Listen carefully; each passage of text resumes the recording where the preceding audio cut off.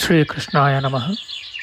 ವಸುದೇವಸುತಂ ದೇವಂ ಕಂಸಚಾಣೂರಮರ್ದನಂ ದೇವಕೀ ಪರಮಾನಂದಂ ಕೃಷ್ಣಂ ವಂದೇ ಜಗದ್ಗುರುಂ. ಬ್ರಹ್ಮಸ್ಥಾನ ಸರೋಜ ಮಧ್ಯವಿಲಸಚ್ಛೀತಾಂಶು ಪೀಠಸ್ಥಿತಂ ಸ್ಫೂರ್ಜತ್ಸೂರ್ಯರುಚಿಂ ವರಾಭಯಕರಂ ಕರ್ಪೂರಕುಂದೋಜ್ವಲಂ ಶ್ವೇತಸೃಗ್ವಸನಾನುಲೇಪನಯುತಂ ವಿದ್ಯುದ್ರುಚಾ ಕಾಂತಯ ಸಂಶ್ಲಿಷ್ಟಾರ್ಧತನುಂ ಪ್ರಸನ್ನವದನಂ ವಂದೇ ಗುರುಂ ಸಾದರಂ. ಶ್ರೀ ಗುರುಭ್ಯೋ ನಮಃ.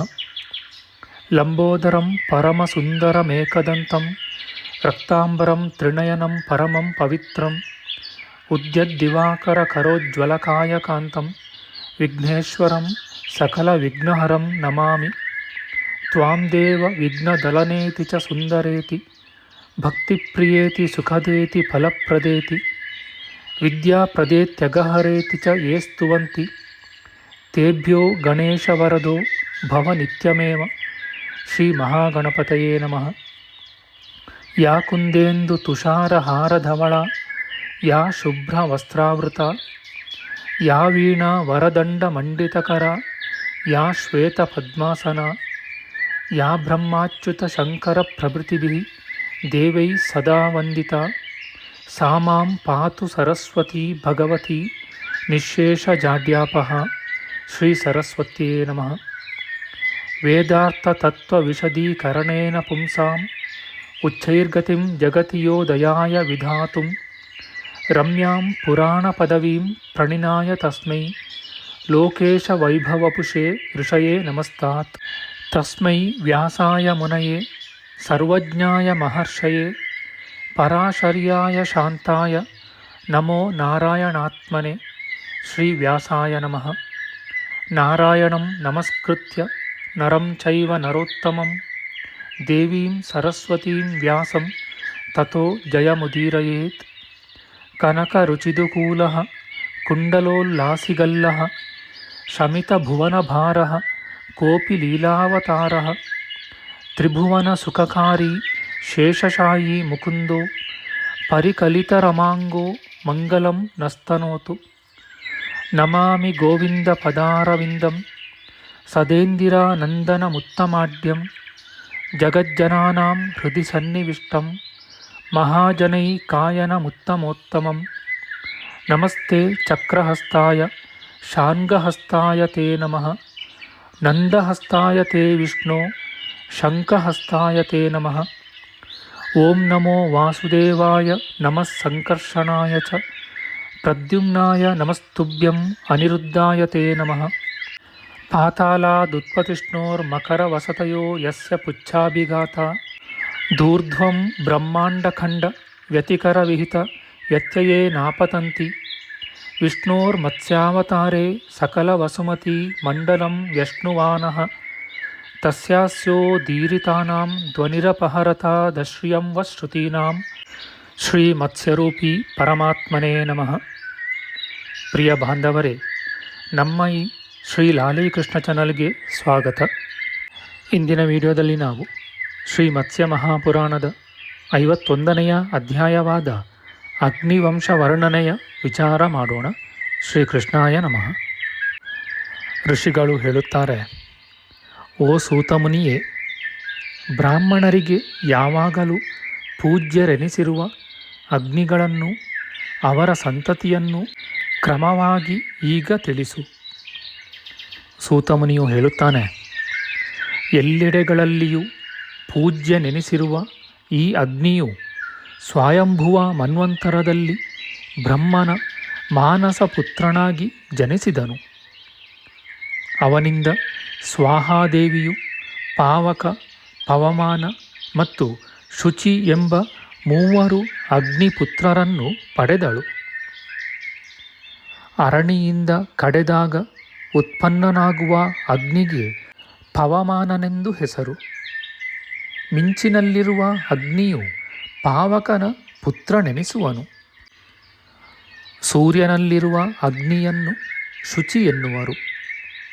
ಇವರೆಲ್ಲರೂ ಸ್ಥಾವರಾಗ್ನಿಗಳು. ಪವಮಾನನ ಪುತ್ರನಾದ ಅಗ್ನಿಯನ್ನು ಹವ್ಯವಾಹ ಎಂದರೆ ದೇವತೆಗಳಿಗೆ ಹವಿಸ್ಸನ್ನು ಒಯ್ಯುವವನು ಎಂದು ಹೇಳುತ್ತಾರೆ.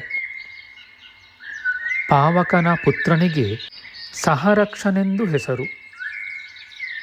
ಶುಚಿಯ ಮಗನನ್ನು ಕವ್ಯವಾಹ ಎಂದರೆ ಪಿತೃಗಳಿಗೆ ಹವಿಸ್ಸನ್ನು ಒಯ್ಯುವವನು ಎಂದು ಕರೆಯುತ್ತಾರೆ. ಬ್ರಹ್ಮನ ಮೊದಲನೆಯ ಮಗನಾದ ಹವ್ಯವಾಹನು ದೇವತೆಗಳ ಅಗ್ನಿ ಎನಿಸಿರುವನು. ಸಹರಕ್ಷನು ಅಸುರರ ಅಗ್ನಿಯಾಗಿರುವನು. ಈ ಮೂವರು ದೇವತೆಗಳ, ಪಿತೃಗಳ ಮತ್ತು ಅಸುರರ ಅಗ್ನಿಗಳೆಂದು ಪ್ರಸಿದ್ಧರಾಗಿರುವರು. ಇವರ ಮಕ್ಕಳು ಮೊಮ್ಮಕ್ಕಳು ಸೇರಿ ಒಟ್ಟು 40 ಮಂದಿಗಳಾಗುವರು. ಅವರನ್ನು ವಿಂಗಡಿಸಿ ಅವರವರ ಹೆಸರಿನೊಡನೆ ತಿಳಿಸುವೆನು. ಬ್ರಹ್ಮನ ಪ್ರಥಮ ಪುತ್ರನಾದ ಲೌಕಿಕಾಗ್ನಿಯು ಎಲ್ಲರನ್ನೂ ಪರಿಶುದ್ಧಿಗೊಳಿಸುವನೆಂದು ಪ್ರಸಿದ್ಧನಾಗಿದ್ದಾನೆ. ಅವನಿಗೆ ಪಾವನನೆಂದು ಹೆಸರು. ಬ್ರಹ್ಮೌದನಾಗ್ನಿಯು ಲೌಕಿಕಾಗ್ನಿಯ ಪುತ್ರನು. ಇವನಿಗೆ ಭರತನೆಂದು ಪ್ರಸಿದ್ಧಿಯಿದೆ.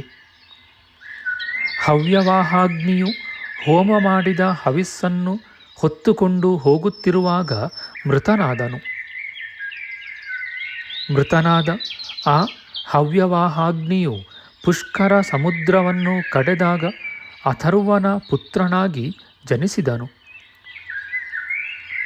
ಅಥರ್ವನೆಂಬ ಲೌಕಿಕಾಗ್ನಿಗೆ ದಕ್ಷಿಣಾಗ್ನಿಯೆಂದೂ ಹೆಸರಿದೆ. ಅಥರ್ವಾಗ್ನಿಯು ಭೃಗು ಮಹರ್ಷಿಯಿಂದ ಜನಿಸಿದನು. ಆದುದರಿಂದ ಅವನಿಗೆ ಅಂಗೀರಾಥರ್ವಣನೆಂದು ಹೆಸರು ಬಂದಿದೆ. ಅವನ ಪುತ್ರನಾದ ಅಲೌಕಿಕಾಗ್ನಿಗೂ ದಕ್ಷಿಣಾಗ್ನಿ ಎಂಬ ಪ್ರಸಿದ್ಧಿ ಇದೆ. ಅರಣಿಯಲ್ಲಿ ಕಡೆದಾಗ ಉತ್ಪನ್ನನಾದ ಕಾರಣ ಪವಮಾನಾಗ್ನಿಗೆ ನಿರ್ಮಥ್ಯನೆಂಬ ಮತ್ತೊಂದು ಹೆಸರಿದೆ. ಅವನನ್ನೇ ಗಾರ್ಹಪತ್ಯಾಗ್ನಿಯೆಂದೂ ಹೇಳುತ್ತಾರೆ. ಬ್ರಾಹ್ಮಣನಿಗೆ ಇವನು ಮುಖ್ಯನಾದವನು.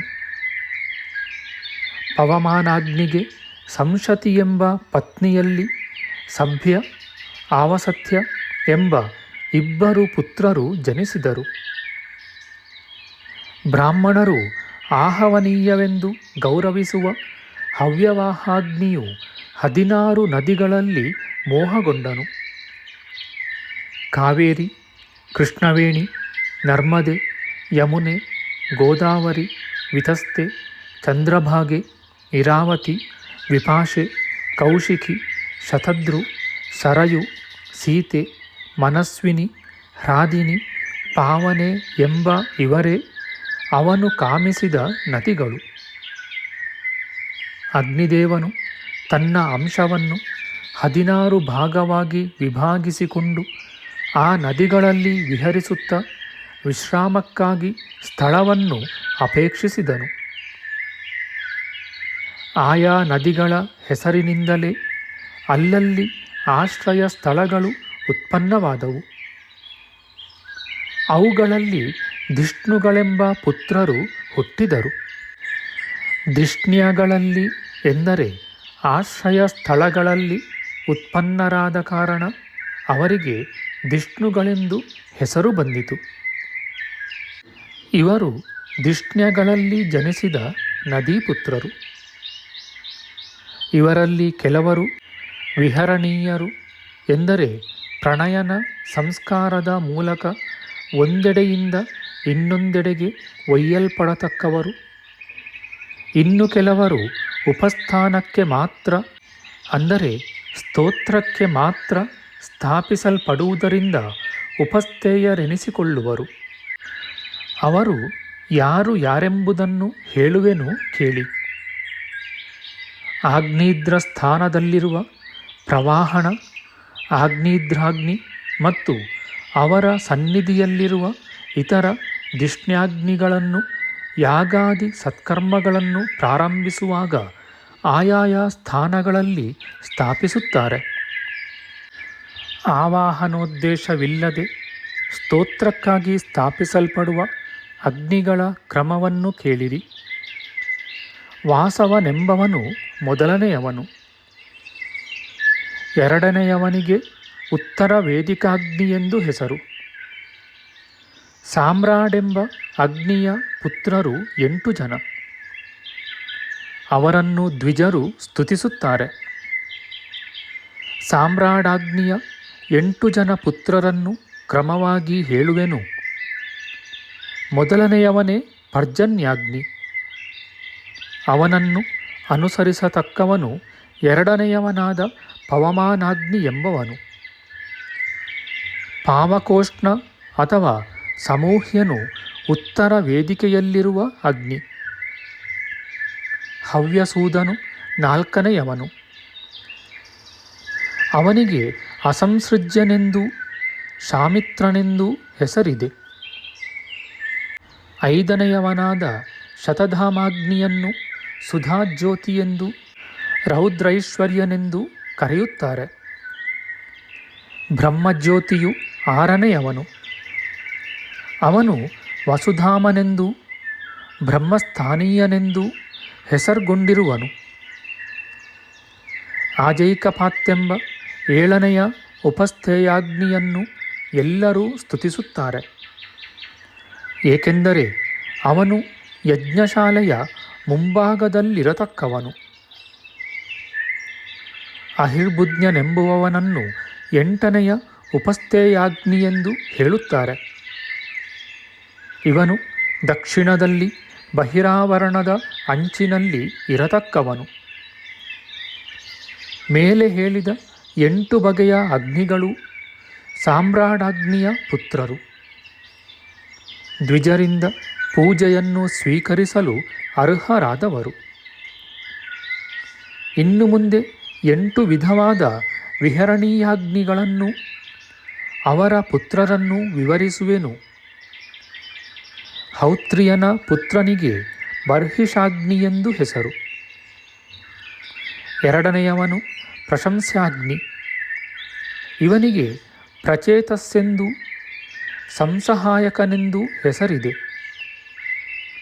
ವೈಶ್ವದೇವನೆಂದು ಬ್ರಾಹ್ಮಣ ಚಾಂಸಿಯೆಂದು ಪ್ರಸಿದ್ಧನಾದವನು 3ನೆಯ ಅಗ್ನಿ. ಜಲಕ್ಕೆ ಕಾರಣಭೂತನಾದ ಅಗ್ನಿಗೆ ಸ್ವಾಂಭನೆಂದು ಹೆಸರು. ಅವನನ್ನು ಸೇತುವೆಂದು ಹೇಳುತ್ತಾರೆ. ಈ ಪೂರ್ವದಲ್ಲಿ ಹೇಳಿದ ಅಗ್ನಿಗಳನ್ನು ಧಿಷ್ಣ್ಯ ಸ್ಥಾನದಲ್ಲಿ ಸ್ಥಾಪಿಸಿ ದ್ವಿಜರು ಸೋಮರಸದಿಂದ ಯಾಗವನ್ನು ಆಚರಿಸುತ್ತಾರೆ. ಪಾವಕನೆಂಬ ಅಗ್ನಿಯು ಮುಂದಿನವನು. ಅವನನ್ನು ಸತ್ಪುರುಷರು ಯೋಗನೆಂದು ಹೇಳುತ್ತಾರೆ. ಯಜ್ಞದ ಪರಿಸಮಾಪ್ತಿ ಕಾಲದಲ್ಲಿ ಅವನನ್ನು ವರುಣನೊಡನೆ ಪೂಜಿಸುವರು. ಹೃದಯಾಗ್ನಿಯ ಸುತನು ಮನುಷ್ಯರ ಜಠರದಲ್ಲಿದ್ದುಕೊಂಡು ಆಹಾರವನ್ನು ಪಚನ ಮಾಡುತ್ತಿರುವನು. ಇವನಿಗೆ ಮನ್ಯುಮಾನ್ ಎಂದು ಹೆಸರು. ಈ ಜಠರಾಗ್ನಿಯನ್ನು ವಿದ್ದಾಗ್ನಿಯೆಂದೂ ಹೇಳುತ್ತಾರೆ. ವಸ್ತುಗಳ ಪರಸ್ಪರ ಸಂಘರ್ಷಣದಿಂದ ಹುಟ್ಟಿದ ಅಗ್ನಿಯು ಬೇಗನೆ ಎಲ್ಲೆಲ್ಲಿಯೂ ವ್ಯಾಪಿಸಿ ಪ್ರಾಣಿಗಳನ್ನು ಸುಡುವನು. ಘೋರವಾದ ಆ ಅಗ್ನಿಗೆ ಸಂವರ್ತಕನೆಂದು ಹೆಸರು. ಅವನು ಮನ್ಯುಮಂತನೆಂಬ ಹೆಸರುಳ್ಳ ಜಠರಾಗ್ನಿಯ ಪುತ್ರನು. ಆ ಸಂವರ್ತಕಾಗ್ನಿಯು ಸಮುದ್ರದಲ್ಲಿನ ನೀರನ್ನು ಕುಡಿಯುತ್ತಾ ಹೆಣ್ಣು ಕುದುರೆಯ ಬಾಯಿಯಲ್ಲಿ ಅಂದರೆ ಬಡಬಾ ಮುಖದಲ್ಲಿ ವಾಸಿಸುತ್ತಿರುವನು. ಸಮುದ್ರವಾಸಿಯಾದ ಆತನ ಪುತ್ರನನ್ನು ಸಹರಕ್ಷನೆಂದು ಕರೆಯುತ್ತಾರೆ. ಸಹರಕ್ಷ ಸುತನಾದ ಕಾಮನೆಂಬ ಅಗ್ನಿಯು ಮನುಷ್ಯರ ಮನೆಯಲ್ಲಿ ವಾಸಿಸುತ್ತಾನೆ.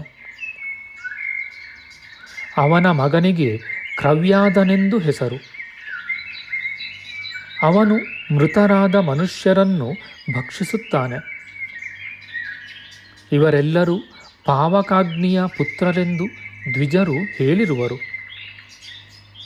ಬಳಿಕ ಸೂರ್ಯನಲ್ಲಿರುವ ಶುಚಿ ಎಂಬ ಅಗ್ನಿಯಿಂದ ಜನಿಸಿದ ಸುತರನ್ನು ಗಂಧರ್ವರು ಅಸುರರು ತಮ್ಮ ಯಾಗ ಕಾರ್ಯಗಳಿಗಾಗಿ ಒಯ್ದರು. ಅರಣಿಯಲ್ಲಿ ಕಡೆದಾಗ ಉತ್ಪನ್ನನಾಗಿ ಪ್ರಜ್ವಲಿಸುವ ಅಗ್ನಿಗೆ ಆಯುಸ್ಸೆಂಬ ಹೆಸರು ಬಂದಿದೆ.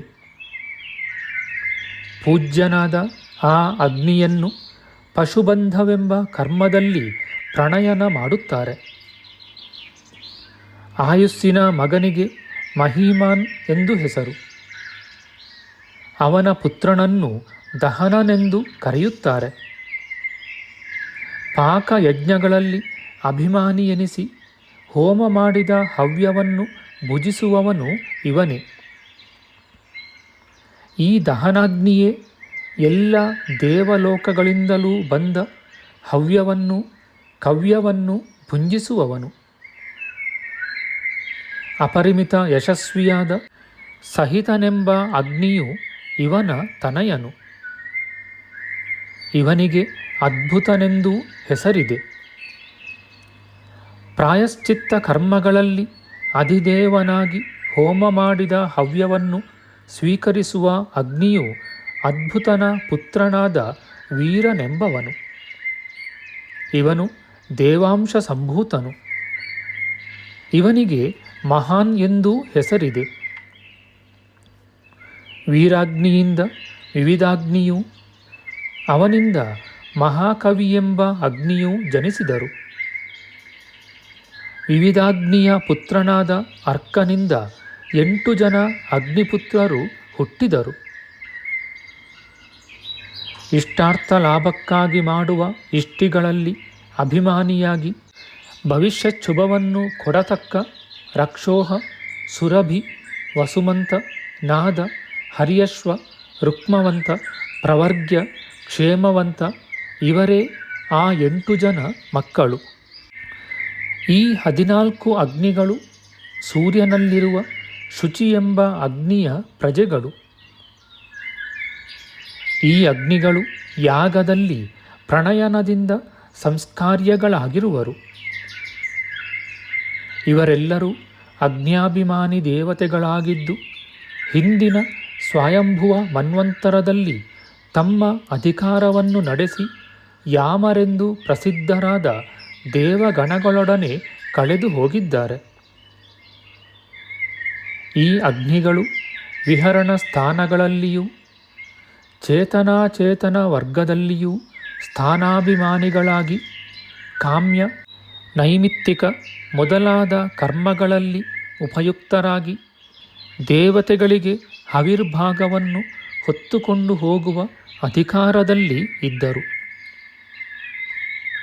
ಮನ್ವಂತರಗಳಲ್ಲಿ ಮೊದಲನೆಯದೆನಿಸಿ ಕಳೆದು ಹೋದ ಸ್ವಯಂಭುವ ಮನ್ವಂತರದಲ್ಲಿ ಶುಕ್ರರು, ಯಾಮರು ಮೊದಲಾದ ದೇವಗಣಗಳೊಡನೆ ಈ ಅಗ್ನಿಗಳು ತಮ್ಮ ತಮ್ಮ ಅಧಿಕಾರಗಳಲ್ಲಿ ನಿರತರಾಗಿದ್ದರು.